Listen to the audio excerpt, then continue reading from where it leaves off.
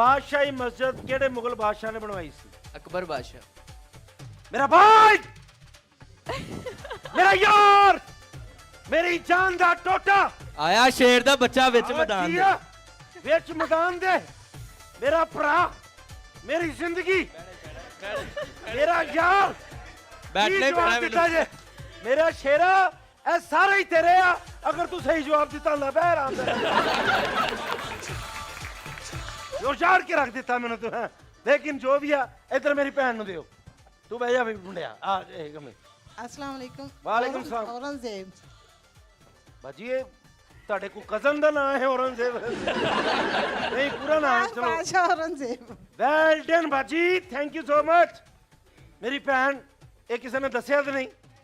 ਤੁਹਾਡੇ ਇਹਨੇ ਖਾਮਦ ਪੜ੍ਹੀ ਨੇ ਲਿਖੀ ਫੈਮਿਲੀ ਆਈ ਬੈਠੀ ਹੈ। ਥੈਂਕ ਯੂ ਸੋ ਮਚ, ਬਹੁਤ ਸ਼ੁਕਰੀਆ ਬਹੁਤ ਸ਼ੁਕਰੀਆ। ਔਰ ਤਾਲੀਆਂ ਹੋਣੀਆਂ ਚਾਹੀਦੀਆਂ। ਹਾਂਜੀ ਇਹ ਵੀ ਫਰਾਨ ਸਾਹਿਬ ਵੀ ਆਏ ਨੇ ਜੀ।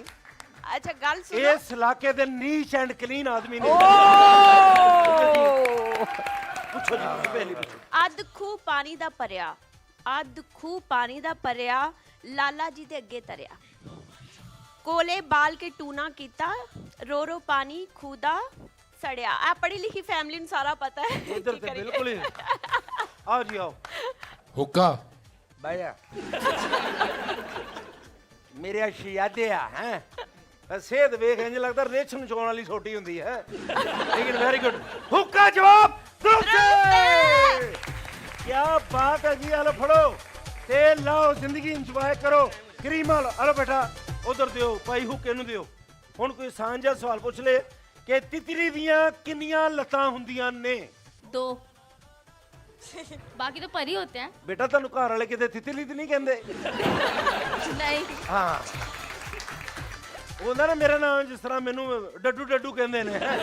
ਲੇਕਿਨ ਆਪ बैठ जा बेटा, आपका जवाब नहीं जी भाईजान। ओ ਜਾਂਦਾ ओ बाजी ਤੁਸੀਂ उठो, बाजी उठो। हाँ बेटा आप बताएं। अस्सलाम वालेकुम। वालेकुम सलाम। 6 होती है। बेटा 6 होती है?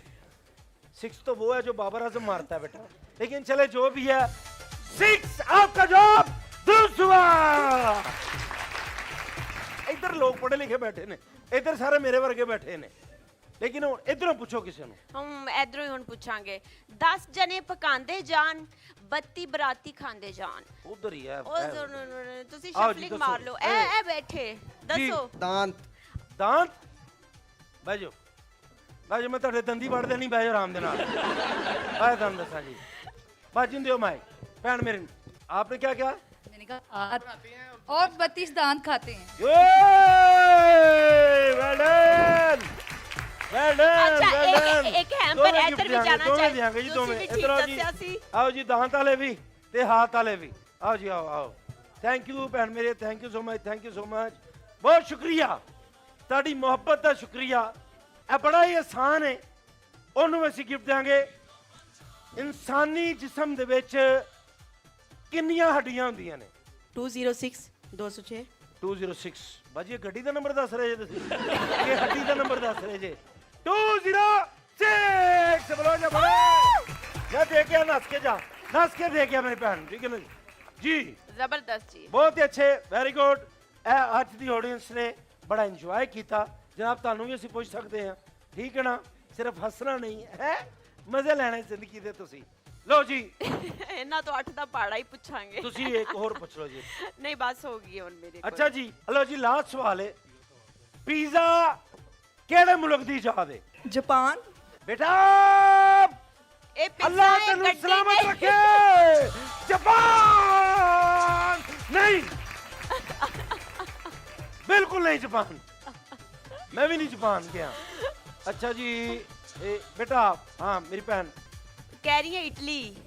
इटली। इटली बिल्कुल जवाब दुरुस्त है। Very good. जा दे के आओ, बिल्कुल इनाम दे के आओ। लो जी